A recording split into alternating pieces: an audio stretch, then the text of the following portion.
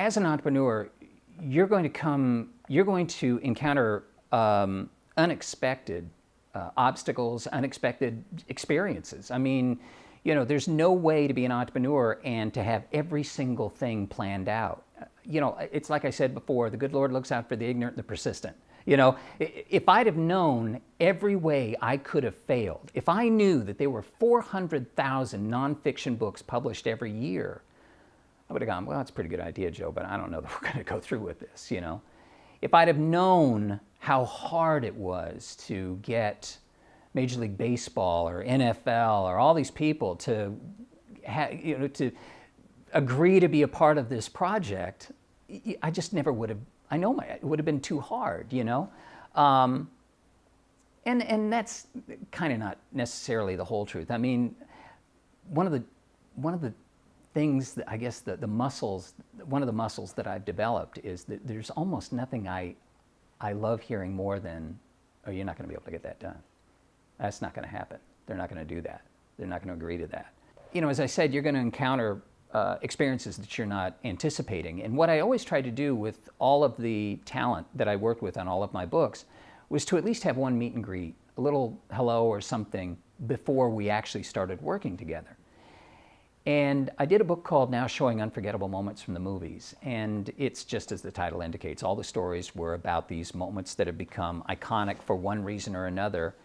And it included the actual clips from the films. And I wanted to get somebody who was inextricable with people's memories of movies as the narrator of the DVD. And at the top of my list was Dustin Hoffman.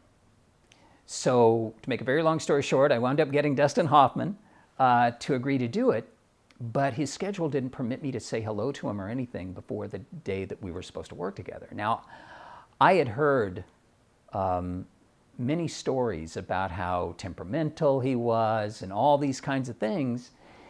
And so I'm working towards tape day. We get to the little studio there in Hollywood, and all of a sudden the panic hit me. I'm going to be directing an Academy Award-winning actor. What was I thinking? And so we're all set, and all of a sudden I hear, Joe, Dustin's here. Okay. So I walk into the makeup room, and he's sitting there in the makeup room, and I said, Dustin, I'm Joe Garner. I'm so glad that you were agreeable, you know, that you agreed to do this. And I said, listen, just to cut to the chase, how do you want to work? Do you want to self-direct? Do you mind if he put his hand up and he said, Joe, this is your project. I'll do whatever you tell me to do. And just from that moment on, it was like, whew, boy, the anticipation. And that's what I found. Oftentimes, the anticipation is a lot worse than the reality of something. So again, I had the confidence because I was prepared. I'd gone through every script. I knew where I wanted him to stand. I knew what the inflections and all that kind of stuff. So that's what kicked in next was, okay, you're prepared for this. He's good.